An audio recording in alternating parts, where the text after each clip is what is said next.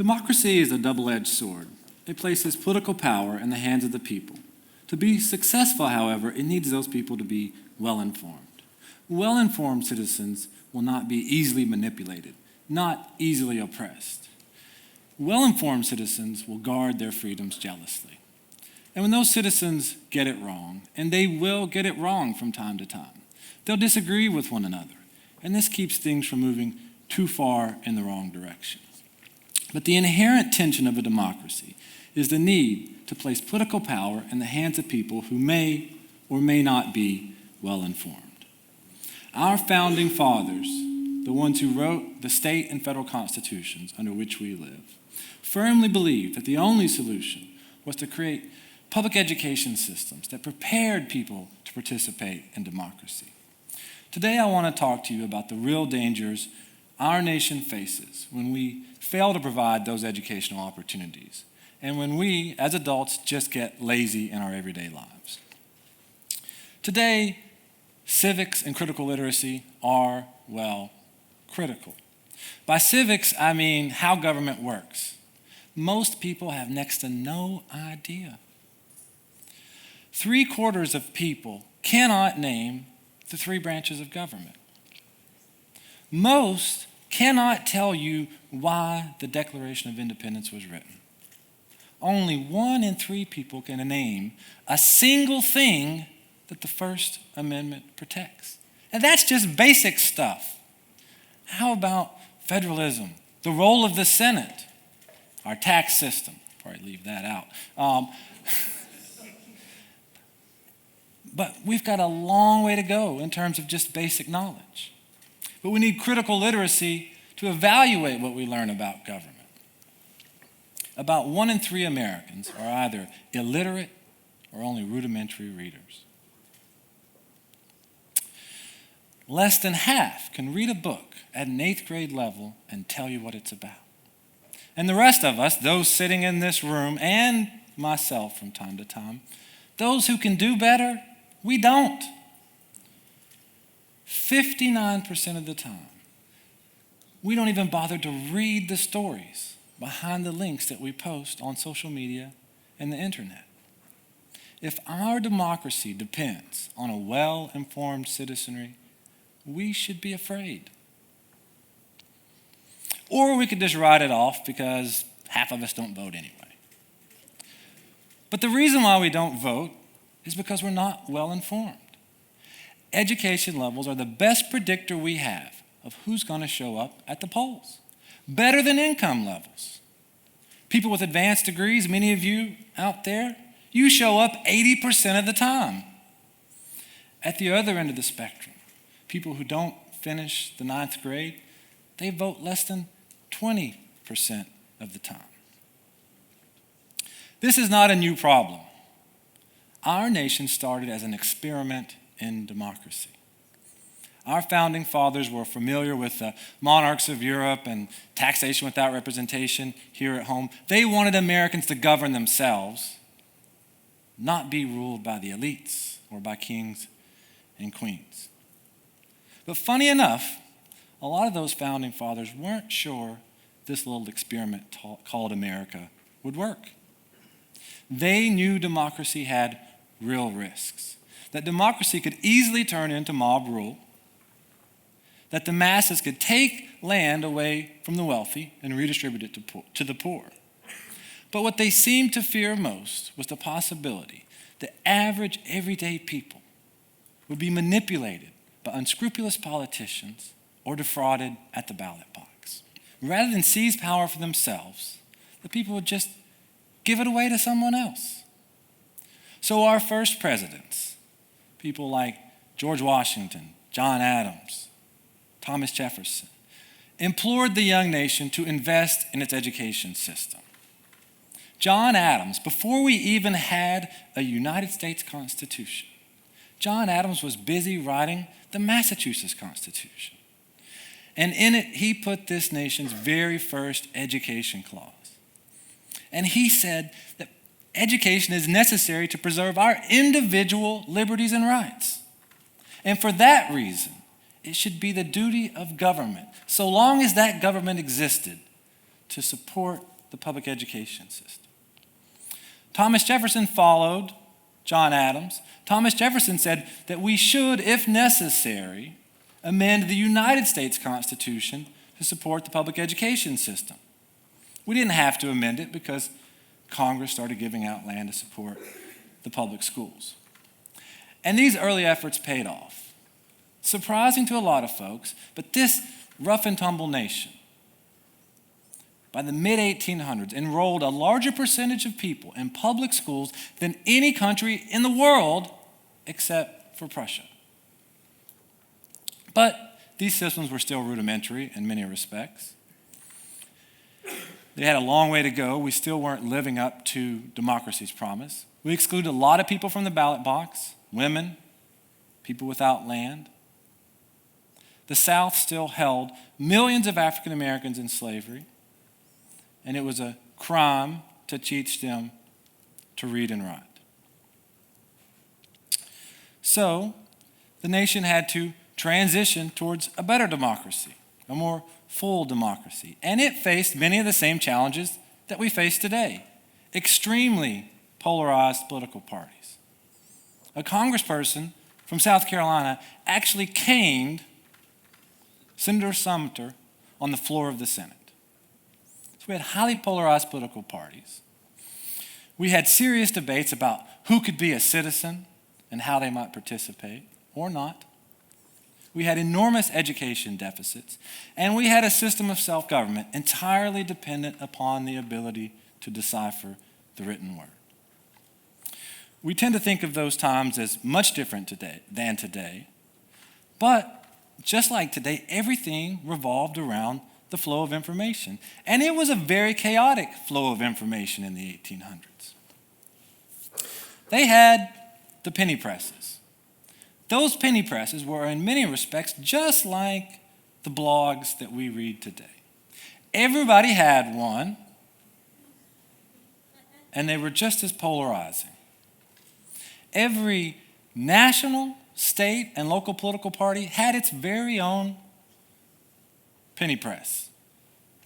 Every little city and town and hamlet, from the tip of Maine to the western frontier, had its own penny press. And a lot of people scattered in all of those places, they just wrote their own penny presses because they thought somebody might want to read it.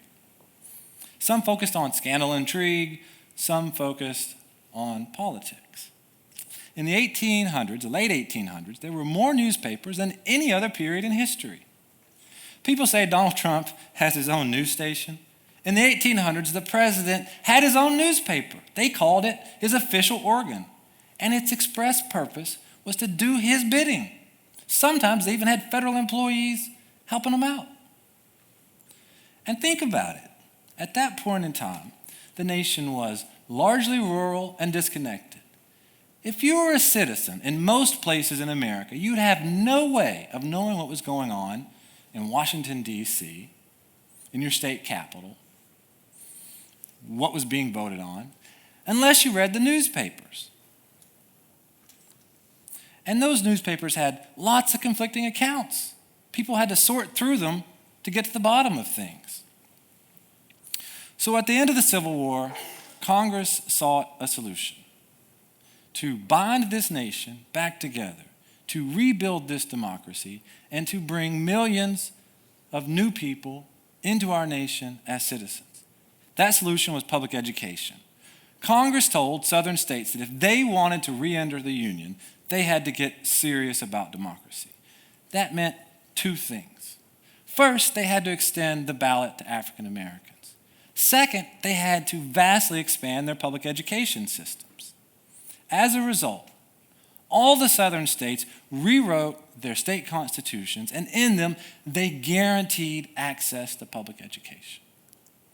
Many northern states soon followed their lead. And in fact, following the Civil War, no state would ever again enter this union of the United States of America without guaranteeing public education to all of their citizens in their constitutions.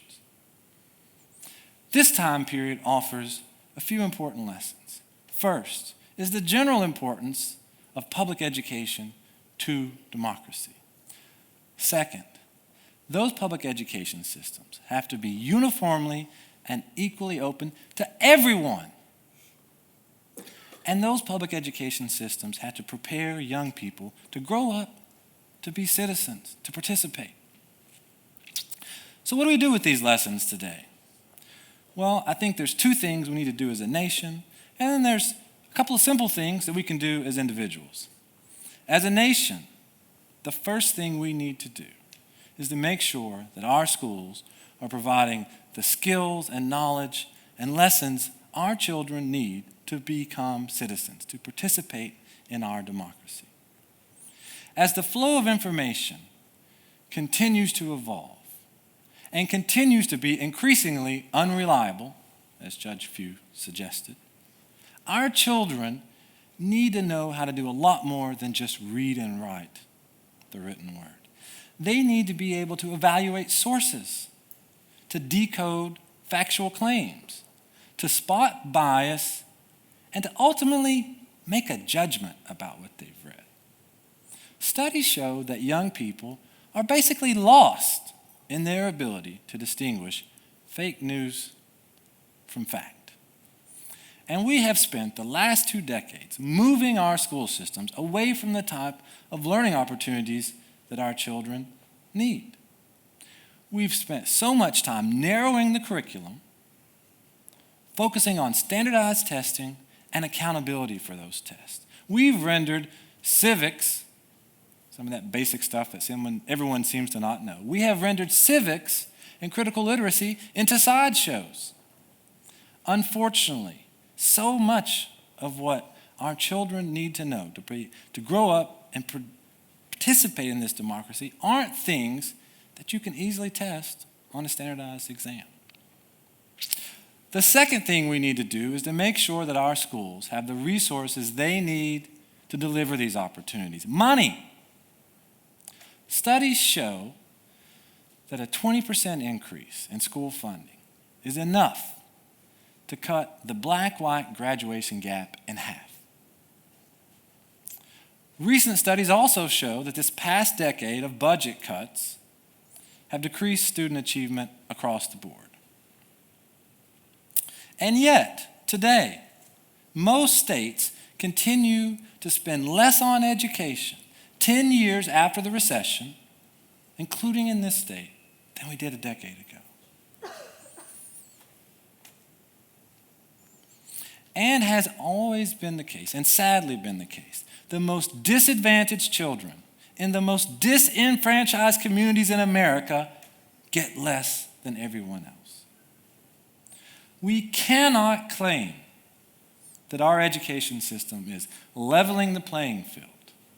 We cannot claim our education system is ensuring our democracy's future if we will not adequately and equally fund it. So what can we do as individuals? It's not quite that serious. Well, there's some easier stuff that we can do. We as adults face many of the same challenges as our children. But nobody's coming to reschool us. It's on us to make things better. And for now, it's in our hands that this democracy is entrusted. We're in both a worse and a better position than we have ever been in the entire history of the world. We're in a worse position because we got a lot more to deal with. We got radio, TV, internet, television, social media, cell phones. It's a lot to keep up with. It's a lot of distraction.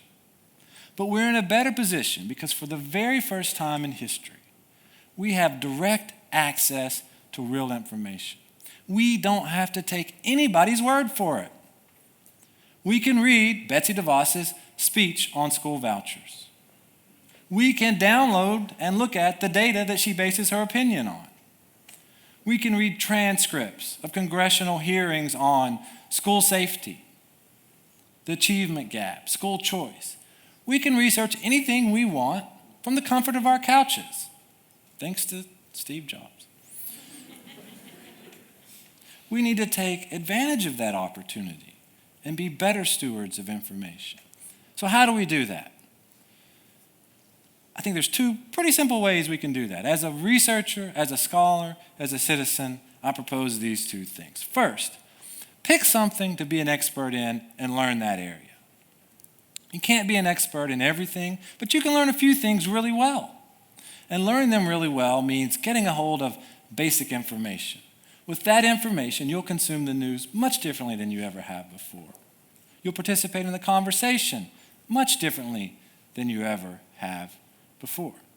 My area of expertise is public education, and I know exactly where the foundation of my knowledge is. And I read some basic information, same stuff every year, right? Just a little bit different. So when new stuff comes to me, I can filter it through that basic information. I can draw real opinions based upon some basic facts. I don't have to take anybody's word for it. So pick something, decide to be an expert in it, and research it like you're buying something on Amazon. The information is there. It won't be in review format, but the information is there. Take advantage of it. The second thing that I would suggest is never, ever retweet or post anything that you haven't read. Right? Start reading real stories.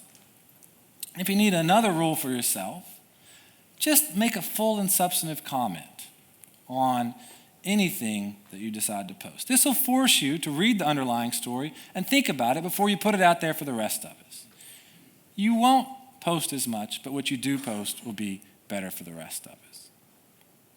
But reading the same old stories is far from enough.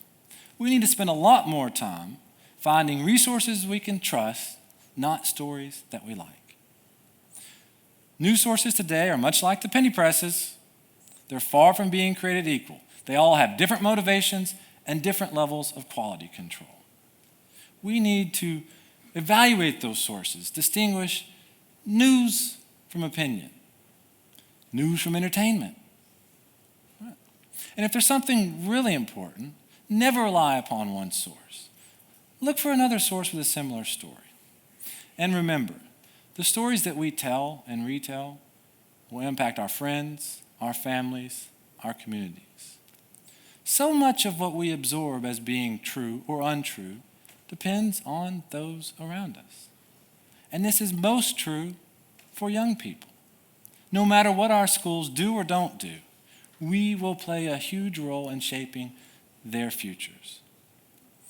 So whether you're a parent, an aunt, an uncle, brother, sister, friend, cousin, engage young people in the issues of the day.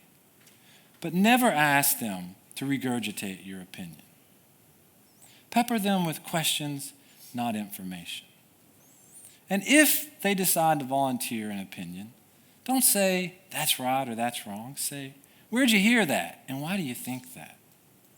By just asking those simple questions, whether it's of young people, our friends, or ourselves, we can put this nation back on the path to engaged and enlightened citizenship in the democracy that our founding fathers first envisioned for us. Thank you.